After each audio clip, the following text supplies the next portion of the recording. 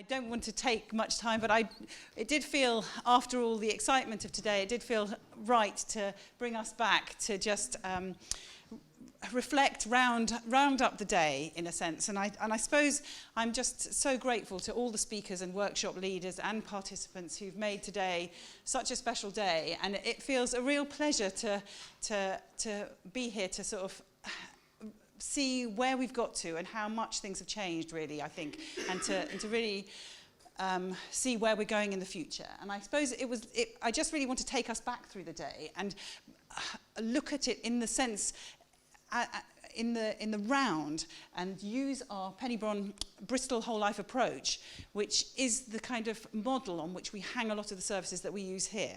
And I think today's day has really focused on the fact that we are more than just a physical body. We are made up of mind, body, spirit and emotions, and we're influenced by a lot of the things that go on around us, our environment, the relationships we spend time in, the communities we live in, and the practical things that we have to deal with. And so over today, I kind of think that we've had a wonderful day. We were launched by Sophie Savage this morning, telling us about how to take control, how to thrive and survive, thrive rather than survive, or rather than just survive. Hopefully we do both. We were then talked to by Rob Thomas with a really inspiring thing about just how important lifestyle is after a diagnosis of cancer, with a diagnosis of cancer and before a diagnosis of cancer. We had a wonderful talk from Hayley looking at the benefits of introducing exercise into a kind of more holistic model, delivered alongside conventional treatment, which is this wonderful synergy where complementary lifestyle and conventional medicine all have their part to play and all can support each other when combined in an intelligent and appropriate way. We've also had Chris talking to us beautifully about whole person resilience and what that means, and his work has really inspired a lot of the way that we talk to clients here and talk to anybody who comes into our services about resilience, because I think it's a wonderful way of thinking about the things which sustain us in our lives, the things which drain us, and how to get that balance on an everyday level right. And of course, people, when they're going through a cancer treatment, will find that there's an awful lot about the treatment which becomes very draining. So we really need to focus on some of those sustainers. And we need to think about how we can take away some of the drainers and how we can add things and find new ways of sustaining ourselves, new joyful, pleasurable, easy, achievable things that we can do and introduce in our everyday lives. And I think this idea that actually we fill our tank in a number of different ways, and so many people today have talked about that, our wonderful panel here, about actually we can fill that tank of resilience up by dipping into many different facets that are available to us. Not just individually, but taking advantage of the communities of support and the other things that are around us. And we really hope that here at Brohn we do that in a very practical way of providing the infrastructure where people can learn how to build their own resilience and how to sustain their own resilience. And take us from a place of empty to a place of full as much as possible so that we can ride over some of those rocks. So what else have we done?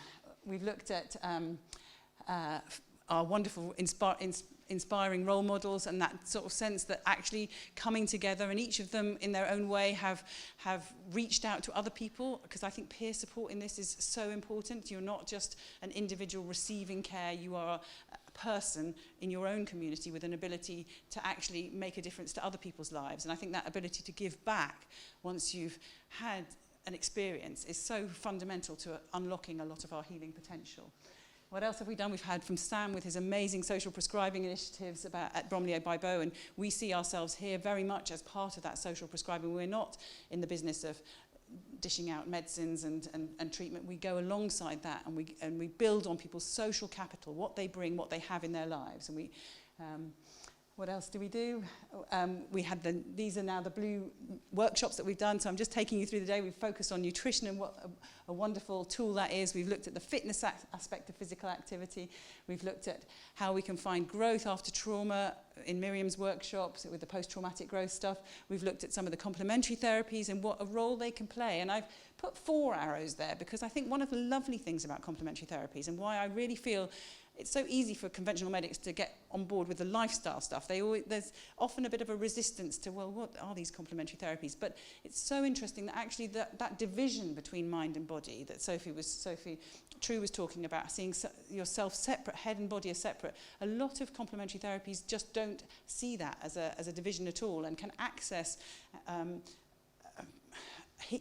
sort of recovery on many different levels all at once. And so we can tap into something that may be physically delivered to you in a massage or a reflexology, but that will recognisably have effects on your emotions, on your mental state, and sometimes on your ability to connect with the things that really do matter to you in your life. So I really feel they're an important part of what we offer here too.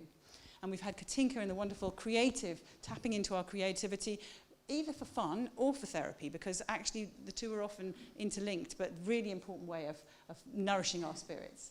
And we've had the dance. I hope people have looked at the Moofeel dance video, because that's another joyful way of tapping into our physical and sort of creative juices. What was that one? Oh, nutrition again.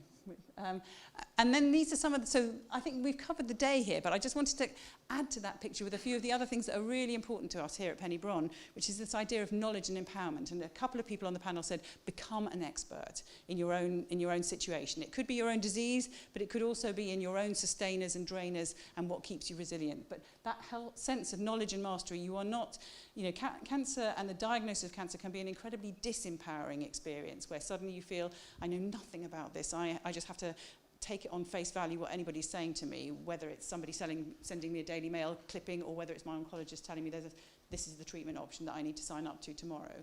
But actually, this sense that we help people become more knowledgeable and more in control and have more mastery. So mindfulness and meditation, a few people mentioned breathing as a hugely important tool. I think, again, it's that awareness. It gives you that perspective of what's going on. So that's a very useful tool for us. We talk a lot here about stress management and relaxation, which we haven't had a workshop on that, but we could have. Self-compassion too, music, and we're very lucky to have had long associations with music therapists, and we're getting a new music therapy input because music and dance as well together are fantastic sort of ways in which we can unlock some of our joy, some of our humanness.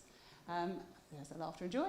And I think a lot of people today have also talked about hope and about meaning and purpose and this idea of what matters to me, what matters to you, rather than what is the matter. And I think we try and see things really in the round where people are encouraged not to feel that's now a daunting list of all the things that they have to do, but options for ways in which they can support themselves to really shift from that I'm just surviving into a sort of thriving mode.